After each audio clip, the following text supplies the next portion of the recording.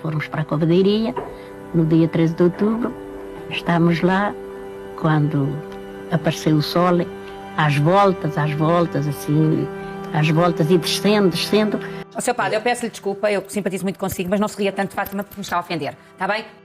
E o sol começa naquela dança. Eu vi assim.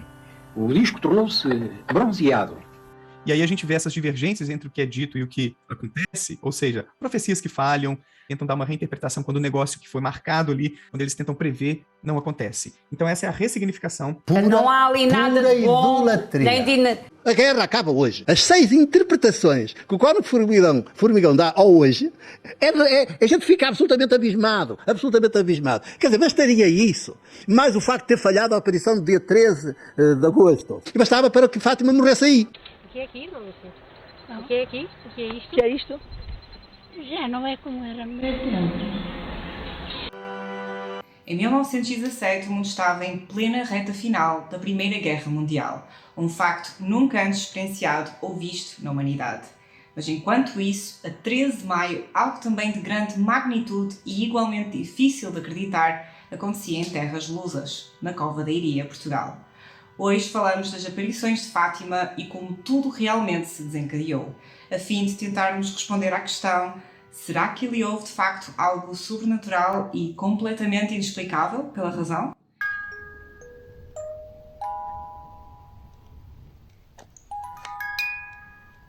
Antes de mais, gostaria de deixar uma pequena ressalva. O meu intuito aqui não é de descredibilizar o que quer que seja, simplesmente sou uma pessoa muito curiosa que gosta de estudar sobre tudo um pouco e de saber um contexto por detrás de grandes histórias e acontecimentos. Em 1917 estávamos em plena Guerra Mundial. Apesar de faltar apenas um ano para terminar, foi neste ano em que mais reviravoltas houve. Foi em 1917 o ano em que realmente se tornou internacional o conflito, com a entrada dos Estados Unidos e a potencial saída da Rússia, devido aos seus conflitos internos, motivados pela ascensão de Lenin e do comunismo no país. Embora pareça que todo este contexto não se relacione diretamente com Fátima, acreditem que irá ressurgir mais à frente.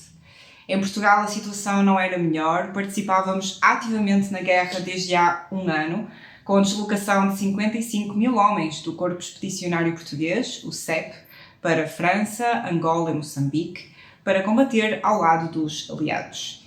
Vivia-se uma enorme instabilidade política devido, primeiro, à queda da monarquia em 1908 e à ascensão da Primeira República em 1910, que também falo aqui noutro vídeo do canal. E, no fim deste ano, em dezembro, Sidónio Pais, após outras várias tentativas, derrubou o regime português e implantou a ditadura militar sidonista, embora por pouco tempo, até ao seu assassinato no ano seguinte. Num país profundamente católico como Portugal, as novas medidas implantadas pela República, como a lei do divórcio, proibição do ensino religioso nas escolas, separação do Estado e da Igreja, pois o Estado passa a ser laico e liberal, encerramento de conventos, entre outras, não eram, claro, bem vistas pela população, e muito menos pelo Papa Pio X, que publicamente criticou este governo e as suas políticas. Além da política, também vivíamos uma enorme instabilidade económica. A entrada de Portugal na Primeira Guerra não era, claro, unânime, era um enorme esforço para o país, por exemplo, bens essenciais estavam escassos. Em maio de 1917, em Lisboa, acontece a Revolta da Batata, que consistiu numa série de assaltos a mercearias, restaurantes, padarias e outros por populares, em consequência não só da escassez, como também da inflação, principalmente da batata, daí o nome, e também a especulação e salários baixos. Embora não muito referida em geral, esta revolta terminou com 400 presos e 400 mortos, e chegou mesmo a ser decretado o estado de sítio ou estado de emergência. Ou seja, podemos concluir que em geral não se vivia um tempo nem de paz, nem de harmonia, nem de esperança. O presente era mau, péssimo mesmo, e o futuro era um mistério, incógnito, mas face ao presente não se mostrava muito promissor. A Cova da Iria é um local inserido dentro do lugar de Aljustrel, freguesia de Fátima, distrito de Leiria. De acordo com os censos de 2021, a freguesia de Fátima tem cerca de 13 mil habitantes, dos quais cerca de 8 mil em Aljustrel apenas. Mas em 1917 não era bem assim. Aljustrel era uma aldeia com pouco mais de 100 habitantes divididos por 25 famílias. Vivia-se de agricultura e era um meio muito rural e remoto. A taxa de analfabetismo de Portugal por esta altura chegava aos 67%, mas em meios rurais como este, e especialmente entre mulheres, poderia chegar até aos 75%. As crianças não frequentavam a escola, trabalhavam assim como as suas famílias no campo.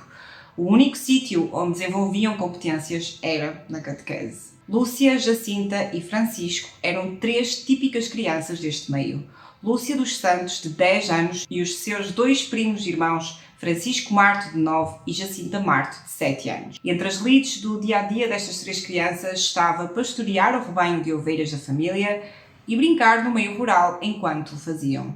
No dia 13 de maio de 1917, os 3 pastorinhos, como mais tarde ficaram conhecidos, segundo relatos da própria Lúcia no seu livro Memórias, decidiram como que, por acaso, ir para um sítio um pouco mais afastado do normal para pastar o rebanho. Supostamente os locais iriam sendo diferentes e nesse dia escolheram a Cova da Iria, que fica a uma distância que é o dobro do que geralmente faziam. Chegaram por isso um pouco mais tarde do que o normal, cerca do meio-dia. Enquanto estavam a brincar no cimo de uma encosta, na Cova da Iria, viram de repente uma espécie de relâmpago. Lúcia, sendo a mais velha, apressou-se a dizer aos primos que deveriam ir para casa porque parecia estar a chegar uma trovoada. Começaram, por isso, a reunir o rebanho em direção à estrada, a descer a encosta, até que perto de uma azinheira, mais ou menos a meio da encosta, viram um outro relâmpago e a figura de uma mulher surgiu, toda vestida de branco e muito brilhante. Segundo a descrição da própria Lúcia, mais brilhante do que o sol, espargindo luz, mais clara e intensa que um copo de cristal, cheio de água cristalina, atravessado pelos raios do sol mais ardente. Em seguida, pararam surpreendidos por este episódio, mas muito perto da tal figura, a cerca de 1,5 metro de distância, ainda dentro do tal raio de luz que a rodeava. Logo depois, a figura começou a falar-lhes, mas apenas Lúcia falou com ela de volta. Não tenhais medo, eu não vos faço mal. E de onde é vosso Messias? Sou do céu. E o que é que vosso Messias me quer? Vim para vos pedir que vinhais aqui 6 meses seguidos, no dia 13, a esta mesma hora. Depois vos direi quem sou e o que quero. Depois voltarei ainda aqui uma 7ª vez. E agora estas 2 próximas falas eu não vejo em todos os diálogos escritos, mas aqui vai. Vosso Messias sabe-me dizer se a guerra ainda dura muito tempo ou se acaba breve? Não te posso dizer ainda, enquanto não te disser também o que quero. E voltamos ao diálogo normal. E eu também vou para o céu? Sim, vais. E a Jacinta? Também. E o Francisco?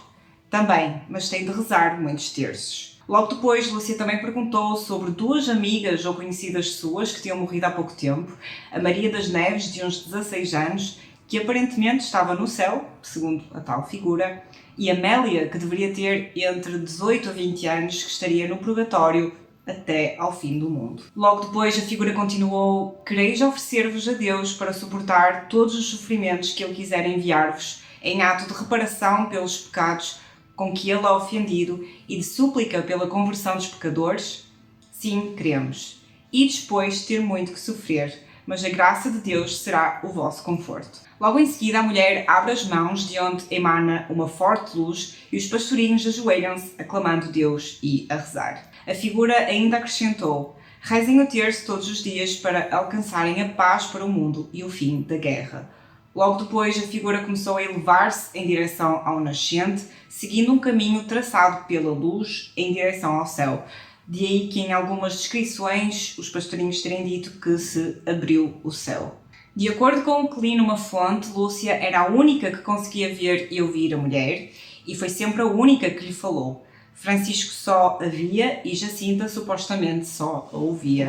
No entanto, no livro de Lúcia, ela contou uma conversa que teve com Jacinta, onde esta última diz que a tal mulher era muito bonita. Entre eles decidiram não contar nada deste acontecimento à família, creio eu por pensarem que ninguém acreditaria. No entanto, apesar da promessa, Jacinta, a mais nova, acabou por contar tudo à família nesse mesmo dia.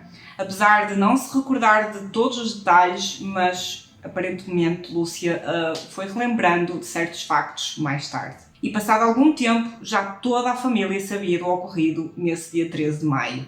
E como é comum em todos os meios pequenos, passado ainda mais algum tempo, a história já se tinha espalhado por toda a aldeia, o que provocava aparentemente uma grande aflição à mãe de Lúcia, Maria Rosa, pelo que ela descreve.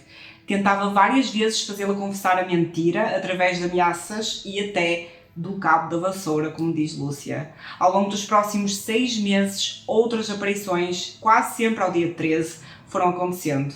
Logo depois da primeira aparição, as 3 crianças desenvolveram uma espécie de jornada, de missão de sacrifício pessoal, para converter os pecadores, principalmente a mais nova, Jacinta, que era aparentemente quem dava mais ideias para se sacrificarem e meio que se martirizarem em prol dos pecadores. Sacrifícios como dar toda a comida do dia que tinham para o rebanho ou para pobres ali da zona e não consumo de água, mesmo em extrema necessidade.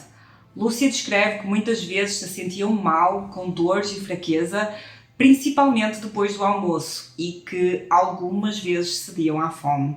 Não se esqueça que estamos a falar de crianças que faziam diariamente trabalhos físicos. Numa das vezes, conta que Jacinta, com falta de água, pediu que mandassem calar os grilos e as rãs, porque lhe doía muito a cabeça. Quando o seu irmão Francisco, mais velho, tenho de acrescentar, lhe pergunta se não quer continuar a sofrer e a ouvi-los e a oferecer esse sacrifício pelos pecadores, Jacinta responde: sim, quero, deixa-as cantar. A pressão familiar e da população em relação a toda a história também foi aumentando. Eventualmente as crianças foram interrogadas pelo pároco da zona e mais tarde pelo administrador, que acredito fosse uma figura legal. Estiveram inclusivamente presas e separadas e conta-se que temiam a morte. A família nunca as apoiava e inclusive meio que se estavam a marimbar para todas as consequências negativas que tudo isto estava a ter.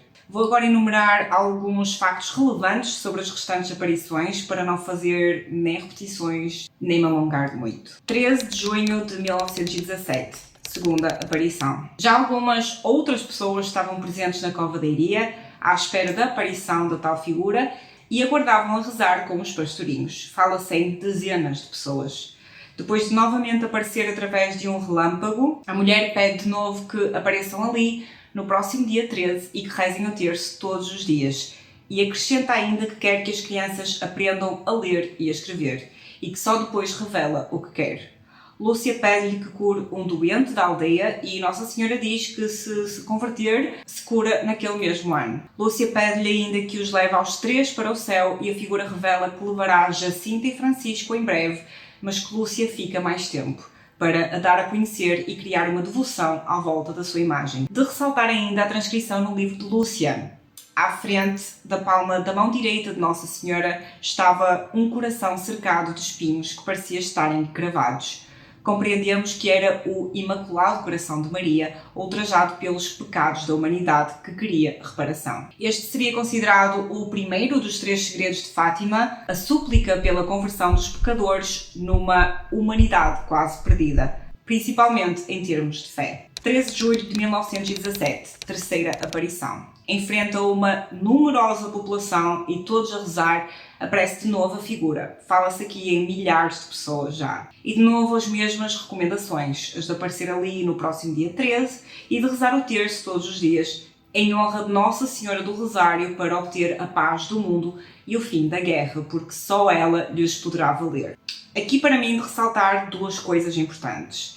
Primeiro que a tal senhora, meio que já estava subentendido tratar-se de Nossa Senhora, Maria, Mãe de Jesus, se trata ela mesma na terceira pessoa, como se tratasse de uma outra pessoa. Só ela lhes poderá valer. Achei estranho.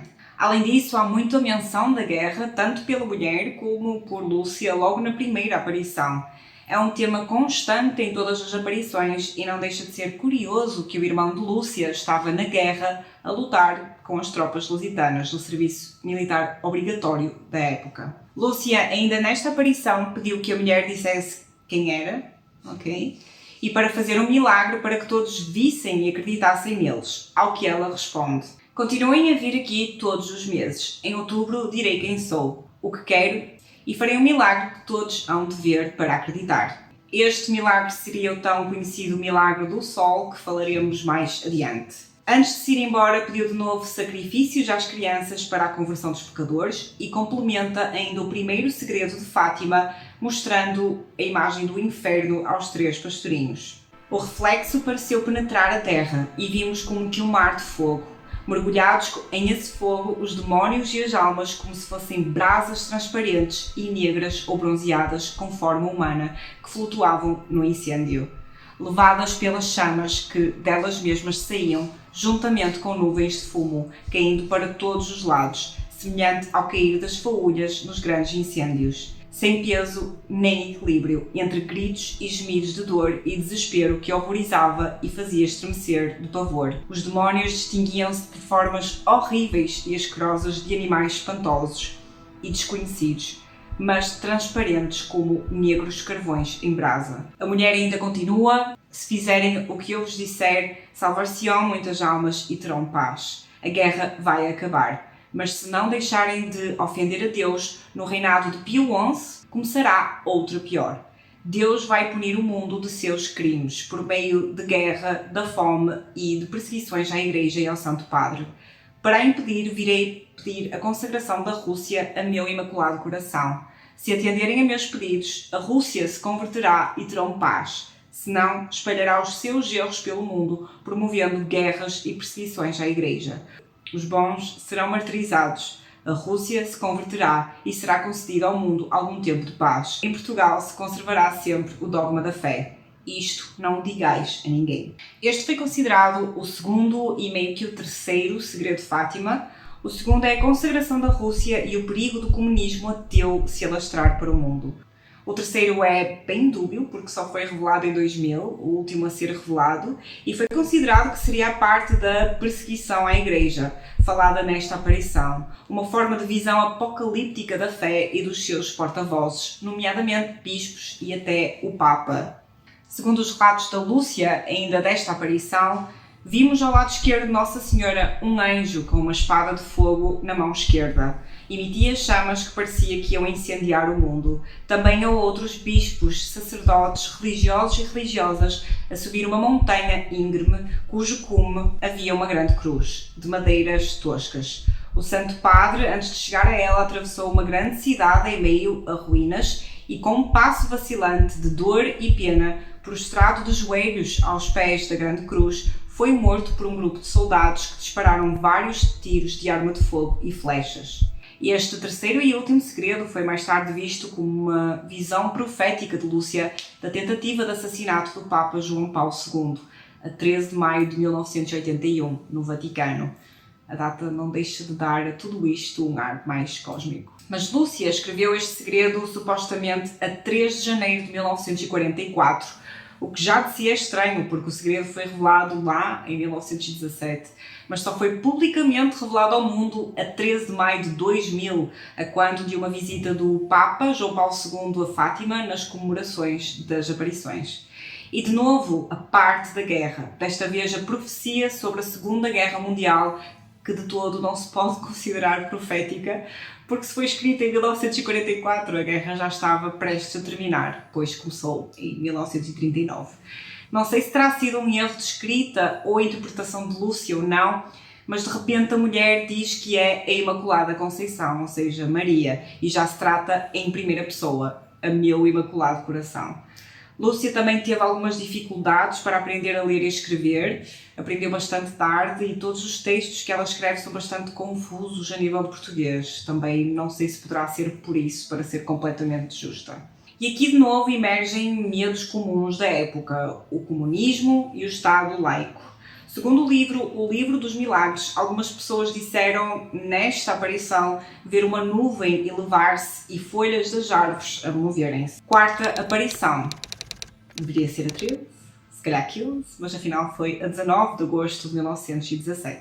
Ao que parece, Lúcia confundia-se um pouco com os dias do mês. De qualquer das formas, aconteceu depois de terem voltado da prisão de Vila Nova de Ourém. Ao cair da tarde, de novo a figura aparece com as mesmas recomendações de sempre e avisando do milagre na última aparição. Lúcia pergunta-lhe o que deveriam fazer ao dinheiro que algumas pessoas começavam a deixar lá e foi-lhes indicado que seria para mais tarde se construir ali uma capela. Lúcia também pediu novas curas de doentes, que era uma coisa que ela fazia recorrentemente. Aqui só não percebo porque é que sempre lhes era pedido que estivessem no local, sempre no dia 13 de cada mês, à mesma hora, e há conclusões exatas que esta quarta aparição foi no dia 19 de agosto, num domingo. Também me deu a sensação ao ler que esta aparição nem sequer foi na Cova da Iria, mas sim num lugar chamado Valinhos, segundo Lúcia, o que é ainda mais confuso. 13 de setembro de 1917, quinta aparição. As estradas estavam apinhadas de gente,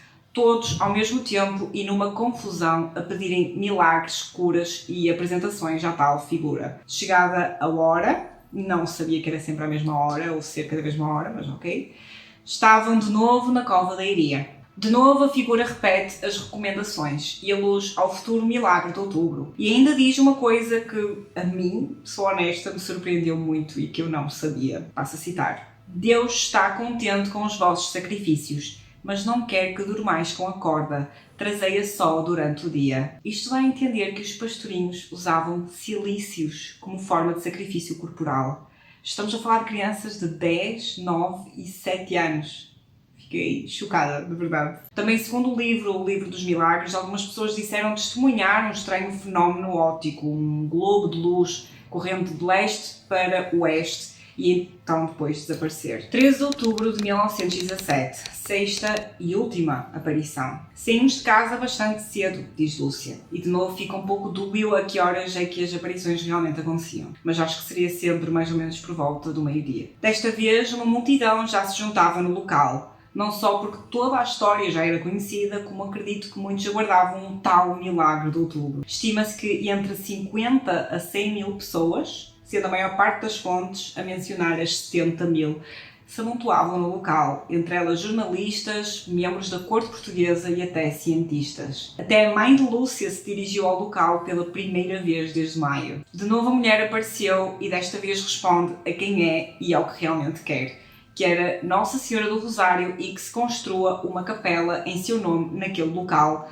e que continuem a rezar o terço todos os dias. Ou seja, nada é novo nestas informações, mas ok. Avisa também que a guerra vai acabar nesse mesmo dia 13 de outubro, o que me deixou surpreendida porque geralmente nunca respondia a nada muito concreto. Mais para a frente a Lúcia diz que eram tantos os detalhes das informações dadas nas aparições que se esqueceu de alguns e entendeu mal outros, como o da guerra ir acabar no dia 13, quando na verdade acabou no dia 11 de novembro de 1918, ou então também que o fim da guerra dependia do arrependimento dos pecadores e como não aconteceu, a guerra não acabou. Mas, mesmo assim, é incrível como é que em outubro de 1917 já anunciava o fim da guerra, que só aconteceu mais de um ano depois, em novembro de 1918. Mas pelo que vi, as primeiras tentativas de negociações de paz feitas pela Áustria foram feitas em agosto de 1917 e durante todo esse verão. Embora, claro, falhassem, acredito que por essa altura fossem uma lufada de esperança. Sem falar que a Rússia estava prestes a sair da guerra devido a conflitos internos. O comunismo estava tremido. Deixadas as últimas mensagens, Lúcia descreve no seu livro Memórias. E abrindo as mãos,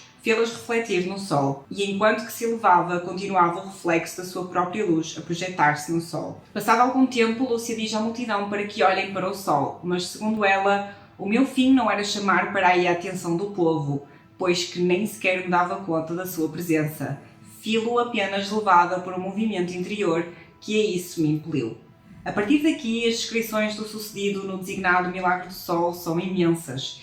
E embora possam haver pontos em comum entre elas, muitas destas informações e descrições eram bem diferentes. Houve gente que disse que viu o sol a dançar de um lado para o outro, inclusive é que se aproximava e parecia querer cair no chão. Outras dizem que o sol emanava uma luz extremamente forte que nem se conseguia olhar diretamente. E outros ainda dizem que o sol mudou para cores extremas, nomeadamente verde, azul, vermelho, prateado, etc. No jornal O Século, de 15 de outubro de 1917, Avelino de Almeida transcreve o presenciado. Perguntei a um rapazote se já tinha visto a senhora. Com o seu sorriso sardóico e o olhar enviesado, não hesitou em responder-me. Eu cá só vi pedras, carros, automóveis, cavalgaduras e gente. Pelas 10 horas o céu tolda-se totalmente e não tardou que entrasse a bom chover. As cordas de água batidas por um vento agreste fustigam os rostos. O céu ainda caliginoso começa de súbito a clarear no alto, a chuva para, vê-se toda a imensa multidão voltar-se para o sol, que se mostra liberto de luzes no zénite. O astro lembra uma placa de prata fosca e é possível fitar-lhe o disco sem o mínimo esforço. Não queima, não cega. Dir-se-ia estar-se realizando um eclipse. Mas eis que um alarido colossal se levanta e aos espectadores que se encontram mais perto se ouve gritar: milagre, milagre, maravilha, maravilha. Aquele povo encara o azul, o sol tremeu, o sol teve nunca vistos movimentos bruscos fora de todas as leis cósmicas. O sol bailou, segundo a típica expressão dos camponeses. São perto das 15 horas. O céu está varrido de nuvens e o sol segue o seu curso com o esplendor habitual que ninguém se atreve a encarar de frente. O sinal celeste foi tudo. A Jacinta está mais para desmaiar do que para danças. Vendedores ambulantes oferecem os retratos das crianças em bilhetes postais. Uma outra descrição ainda de um professor de ciências da Universidade de Coimbra, José de Proença de Almeida Garré. Olhando para o sol, percebi que tudo estava a escurecer. Olhei primeiro para os objetos mais próximos e depois estendi o meu olhar para mais longe, até o horizonte. Vi que tudo havia assumido uma cor ametista. Os objetos ao meu redor, o céu e a atmosfera eram da mesma cor. Tudo perto e longe havia mudado, assumindo a cor do velho damasco amarelo. Por volta das 2 da tarde, o sol rompeu a espessa cobertura de nuvens que o escondera até então e começou a brilhar da forma clara e intensa. Ouvi algumas pessoas compararem o sol a um disco de prata batido, mas isso não me parece exato. Parecia um disco achatado, polido, como se cortado do exterior de uma pérola.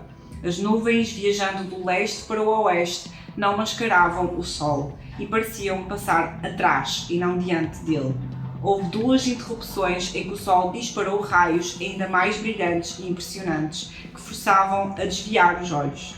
Isso durou cerca de 10 minutos. As pessoas pareciam estar a sofrer de icterícia, coloração amarelada dos olhos, e lembro-me de uma sensação de diversão ao vê-las tão feias e pouco atraentes. Minha própria mão era da mesma cor. Todos os fenómenos que descrevi foram observados por mim num estado de espírito calmo e sereno e sem qualquer perturbação emocional. Cabe a outros interpretá-los e explicá-los. Uma última e terceira descrição de uma carta datada de 13 de maio de 1968 de uma religiosa Benedita Barrosa, que foi aluna do padre Formigão, que foi um dos primeiros a interrogar os pastorinhos de Aljustrel, e também depois um grande impulsionador do conceito de Fátima. Nisto, de repente, à 1h37, que era o meio-dia solar pela hora de então, notamos que toda aquela gente aglomerada ao longe, no local das aparições, fechava os guarda-chuvas. Gritava e se pôs a olhar para o céu, para o local onde o sol estava encoberto pelas nuvens. Olhamos também e, ó céus, o que então vi e senti ainda hoje me arrepia e enche de calafrios. Apesar de lá irem já tantos anos, as nuvens rasgaram-se repentinamente, apartando-se umas para um lado e outras para o outro, como que a abrir uma passagem, caindo em turbilhões umas por cima das outras. Nem pareciam nuvens, nem sei bem explicar. Era como se fosse uma enorme cascata de línguas em feixes de cores amareladas e com as pontas e contornos avermelhados, mas atirando-se verdadeiramente umas sobre as outras, num verdadeiro desmoronar de uma catástrofe, enquanto que o sol corria vertiginosamente girando sobre si mesmo e dando a impressão de se desprender do horizonte e descendo vertiginosamente sobre nós. Invadiu-me um autêntico sentimento de terror. Ouviam-se gritos de pavor implorando misericórdia, uns ajoelhados, outros de pé, tirando instintivamente os chapéus, crentes e não crentes. A atmosfera tomou uma cor amarela. Muitos disserem ter visto várias cores no sol, mas eu não vi. E quando olhei novamente para o sol, já tudo se tinha normalizado. E o céu encontrava-se completamente limpo de nuvens, vendo-se ao longe apenas uma um pouco comprida e muito estreita, semelhando um traço horizontal. Os religiosos ali presentes, estão incrédulos face ao contado pelos pastorinhos, estavam agora totalmente convencidos. Ali acontecera de facto um milagre. E será que foi mesmo? Ao longo dos anos foram surgindo várias explicações científicas alternativas que podem ou não explicar o ali-sucedido. E de novo quero reforçar a ideia que não estou aqui para descredibilizar o que quer que seja, apenas quero contextualizar melhor um facto que em geral só tem um ângulo de visão. Do ponto de vista científico e de uma forma mais lógica, sabemos que a natureza é capaz de coisas impressionantes. E também desta vez pode talvez explicar o que aconteceu na Cova da Iria a 13 de maio de 1917. A mim, pessoalmente, deu-me muita curiosidade de tentar perceber o que poderia fazer com que este preciso local fosse de alguma forma diferente, ou que pode proporcionar tais visões inacreditáveis. Geograficamente contextualizando, a Cova da Iria localiza-se a 350 metros de altitude, acima do nível do mar. Insere-se no maciço calcário extremeno, que é um grupo compacto de montanhas de grandes blocos de calcário jurássicos, com cerca de 160 milhões de anos, ou seja, este local já tem muita história.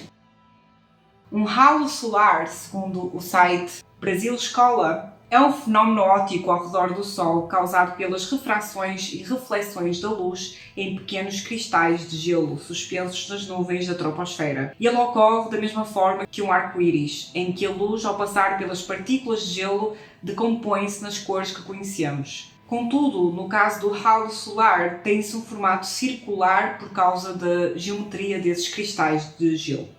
Em geral, o acontecimento pode ser avistado um pouco em qualquer lugar, desde que as condições atmosféricas assim o permitam. Há vários relatos e fotos de halos solares em Portugal, incluindo na zona de Leiria, como podem ver aqui, este avistado em Amor, Leiria, neste mesmo ano, em junho. Apesar de alguma edição na fotografia original, meio que a descrição de tudo dito antes pode inserir-se aqui. Sol prateado, várias cores ao redor, incluindo azul, verde, vermelho e sensação de aproximação com o Sol devido ao próprio halo, o segundo ciclo a rodear o Sol. As probabilidades são maiores de avistar um halo quando há períodos de precipitação devido à quantidade de nuvens, como aconteceu precisamente neste dia 13 de outubro. E foi 1917 um acontecimento único? Não. Nem por perto. Inclusive há imagens caseiras de um halo solar em Fátima no dia 13 de maio de 2010, outro em 2011 e de novo em 2012.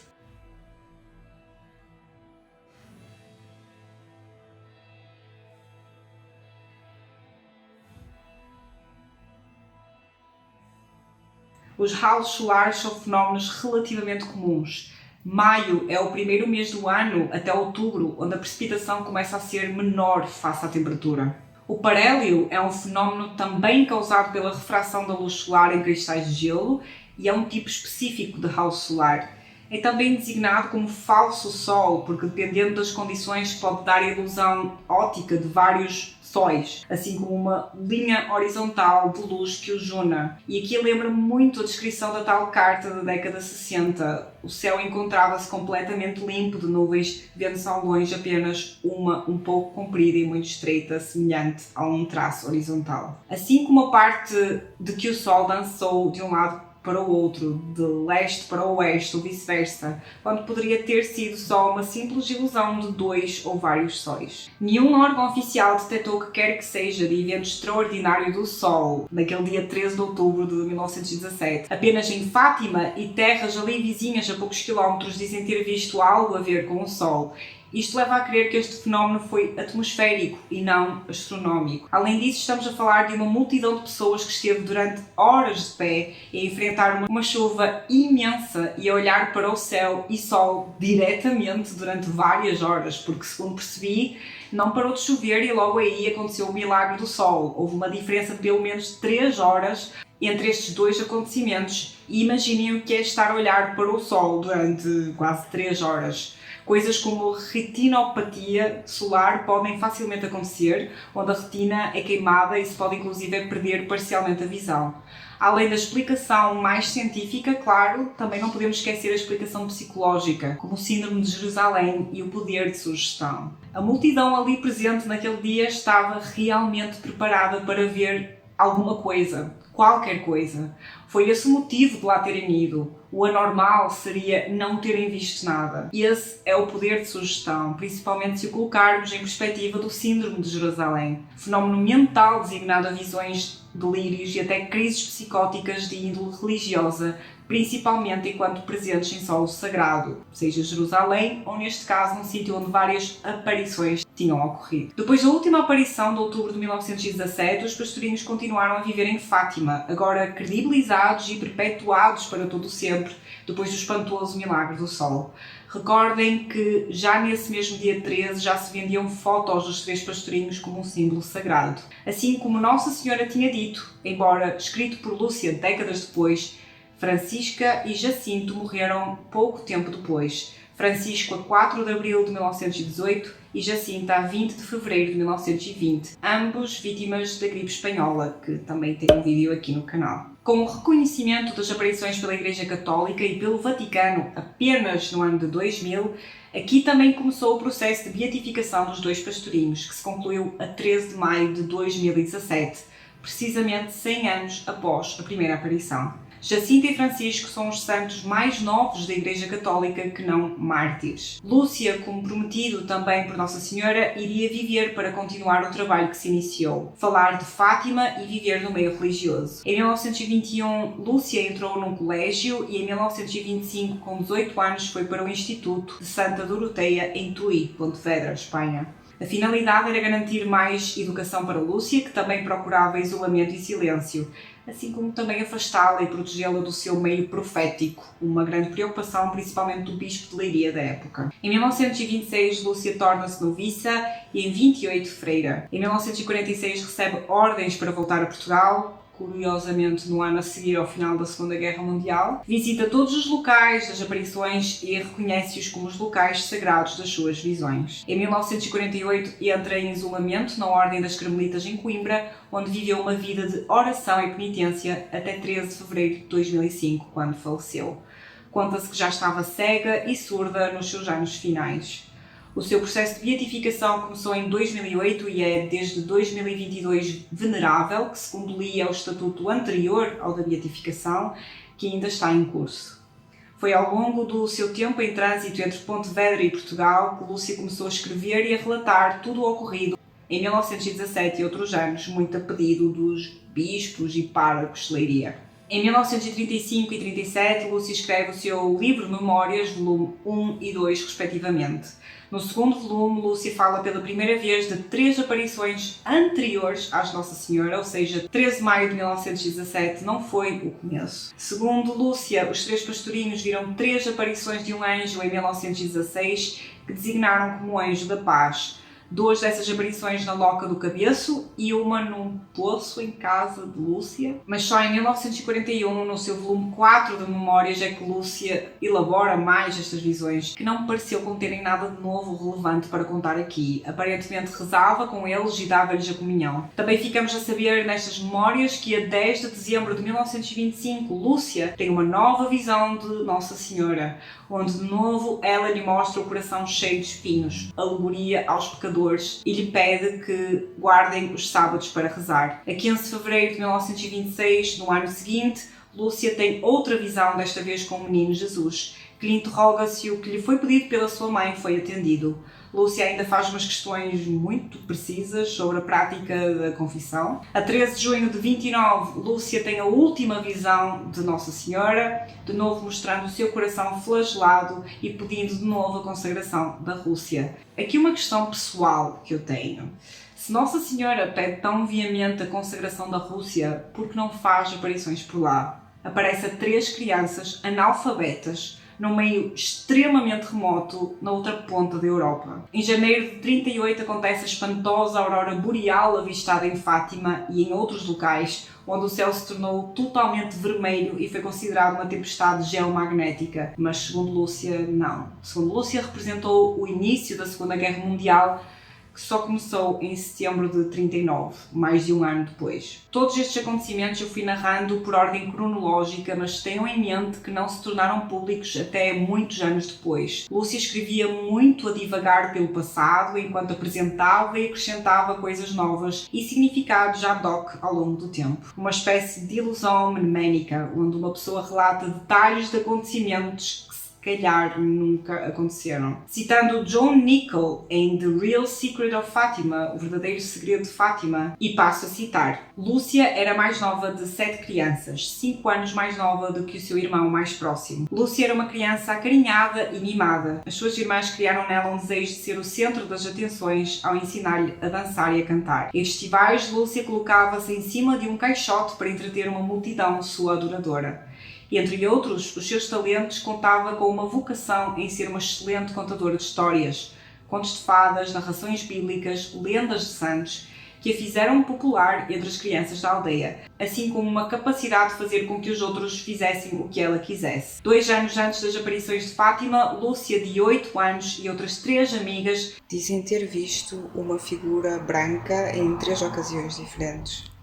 A sua mãe designou-os de disparates acriançados, e no ano seguinte Lúcia, Francisca e Jacinto foram visitados pelo tal anjo 3 vezes. A própria mãe de Lúcia considerava uma fraude, dizendo coisas como: essas pobres pessoas vêm aqui enganadas pelos seus truques e realmente não sei o que posso fazer para desenganá-las. E a mim parece-me que ela não é nada mais além de uma fraude, enganando a meio mundo. Embora acreditadas desde 2000 pelo Vaticano, membros da própria Igreja Católica não são consensuais em relação às aparições. Por exemplo, o padre Mário de Oliveira publicou em 1999 o livro Fátima Nunca Mais e em 2015 Fátima S.A., 2 obras que falam sobre os contrassensos e falta de lógica das ditas aparições. Nomeadamente, o padre levantou questões do porquê do pároco de Ourém, diocese da qual pertencia Aljustrel, em 1917 ter ido a Lourdes, local de outras aparições em 1858. Aprender um pouco como aconteceram com detalhes as aparições aí. Momento de também uma crescente secularização da Igreja em França. Além disso, o padre ainda pesquisou um livro católico chamado Missão Abreviada,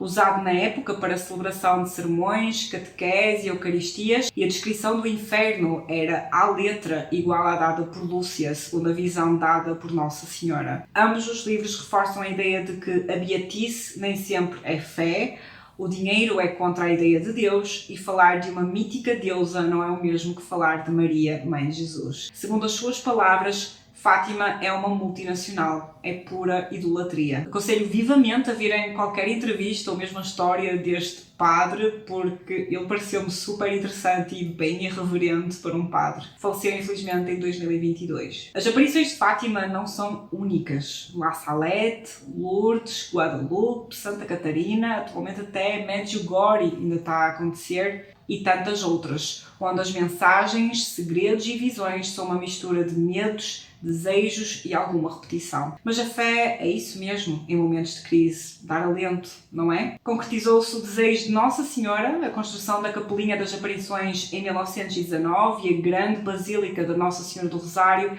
que iniciou a sua construção em 1928 e terminou em 1953. Hoje em dia, Fátima é um local de culto mundial que recebe entre 5 a 7 milhões de visitantes ao ano. E Portugal tem muitos outros fenómenos religiosos ainda inexplicáveis.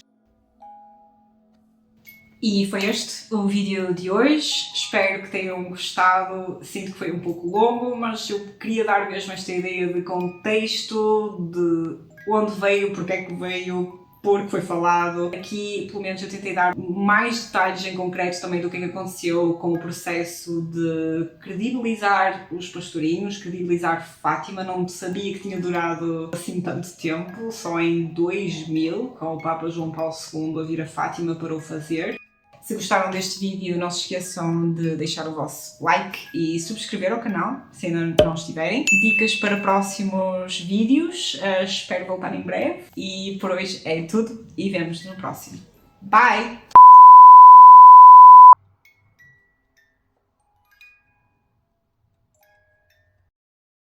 (13 de maio de 2017).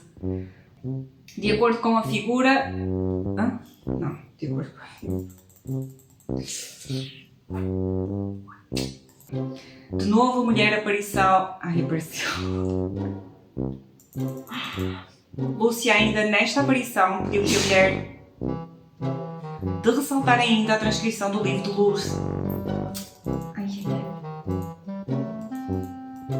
Lúcia, ainda nesta aparição, pediu que a mulher dissesse quem era. Ok.